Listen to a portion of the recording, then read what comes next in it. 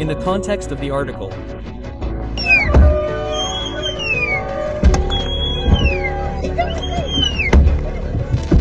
Israel is now not only challenging the United States, they have dared to strike directly at the heart of Russian pride.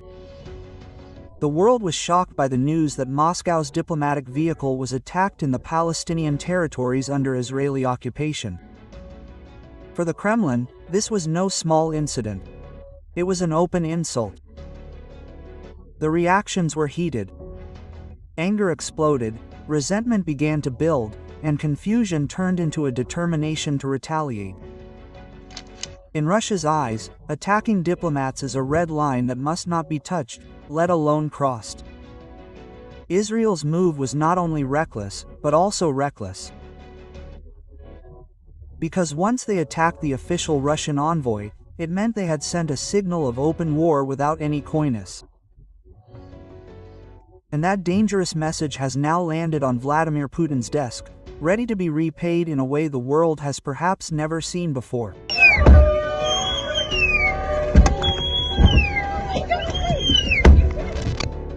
It all began on July 30th. A Russian mission vehicle for the Palestinian National Authority passed quietly near the illegal Israeli settlement of Gifat Asaf, not far from Jerusalem. The vehicle clearly bore official diplomatic license plates, and inside sat Russian mission personnel legally recognized by the Israeli Ministry of Foreign Affairs. Under international law, this vehicle should have been immune from interference. But what happened was beyond comprehension. Without warning, a group of illegal Israeli settlers intercepted and attacked the vehicle. Stones, punches, and verbal threats rained down on the Russian diplomats. The attack was not just a prank or a misdirected attack. They knew who was inside the vehicle. Russia later released an official statement. The mechanical failure caused by this brutal attack, and the shouted threats, plunged the diplomats into a state of terror in a land that was supposed to guarantee their security. If this were purely the work of illegal settlers, the matter might have been considered a local incident. But the reality was far more alarming. At the time of the attack, Israeli security forces were present. They stood by, watched, and did nothing. It was as if they were condoning this anarchic act against an official Russian representative. The question now is, will Moscow consider this an unforgivable attack? And if the answer is yes, the world may soon see a new chapter in the Israeli-Russian relationship, far more tense than before.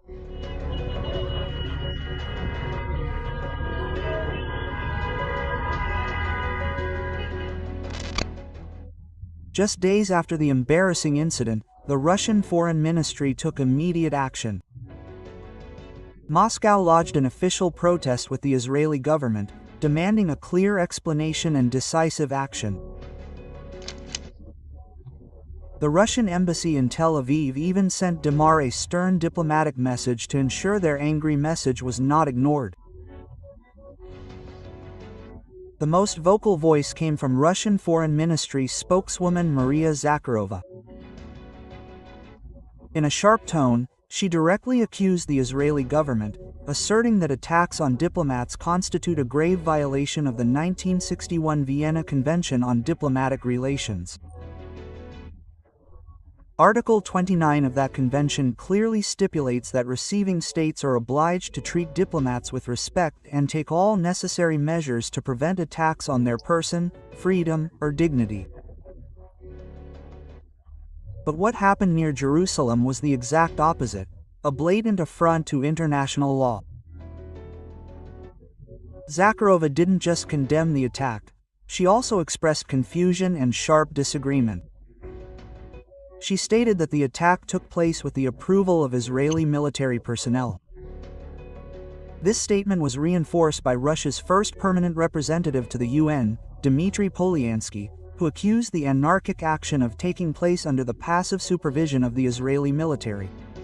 This almost seemed to give the perpetrators a green light. Two implicit messages emerged. First, there was the alleged direct involvement of the Israeli military. And second, their shameful failure to control their own citizens. However, instead of issuing an apology or simply clarifying the situation, Israel chose to remain silent. Tel Aviv's silence fueled Moscow's anger and opened the door to an explosion of international condemnation. If this attitude continues, it is not impossible that the world will witness the Israeli-Russian relationship entering a much more dangerous phase of confrontation. C. For many, the attack on a Russian diplomatic vehicle near Jerusalem may sound surprising. But for those who follow Israel's footsteps, this is nothing new. Its track record is well documented. Israel has done similar things, even against diplomatic groups from nearly 20 countries. Some time ago, Jenin, a city in the West Bank, witnessed a tense standoff between a Russian delegation and 17 other countries. For no apparent reason, Israeli forces opened fire. The sound of bullets pierced the air, forcing 18 diplomats to flee, hiding behind walls. Some even fell while trying to escape. This was not only a physical threat, but also a blatant disregard for international law guaranteeing diplomatic immunity. The incident sparked global outrage. The UN, through its spokesman Stefan Dujarric, strongly condemned the action. He emphasized that diplomats are official guests of the host country and any form of violence against them is a serious violation that is non-negotiable.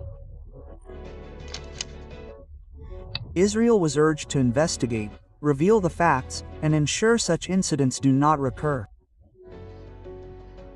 However, this pressure proved to be only a fading echo. Several years have passed, and now Israel is doing the same thing again, this time against Russia under the increasingly suspicious gaze of the world. It seems Telephone Haif's message was clear. International condemnation is not a threat, and the rules of diplomacy can be ignored if they choose. The question now is, how long will the world remain silent, and how long will Russia hold back before deciding to retaliate?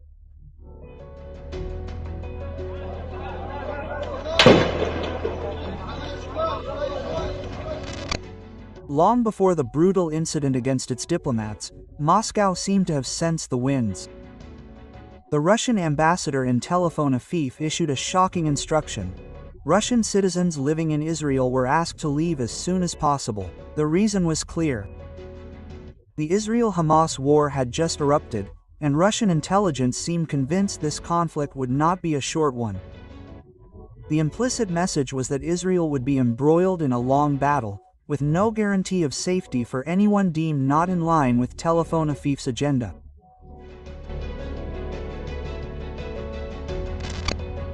This question invited much speculation. While Russia and Israel once had a relatively warm relationship, everything changed when Gaza became an open hell. Russia chose to stand by the people of Gaza, condemning Tel Aviv's brutality, and openly accusing Israel's strategic ally, the United States, of being the mastermind behind the escalation. Moscow accused Washington of failing to mediate, instead monopolizing the mediation process and deliberately drawing other countries into the conflict. Tensions peaked when Russian Foreign Minister Sergei Lavrov directly accused the United States of feeding the Israeli war machine with weapons. Meanwhile, Israel vehemently rejected the idea of a two-state solution, fearing that Hamas would assume full control of Palestine if independence were granted. Russia has consistently pushed for the establishment of an independent Palestinian state that could coexist alongside Israel. They assert that fighting terrorism alone will not bring true security.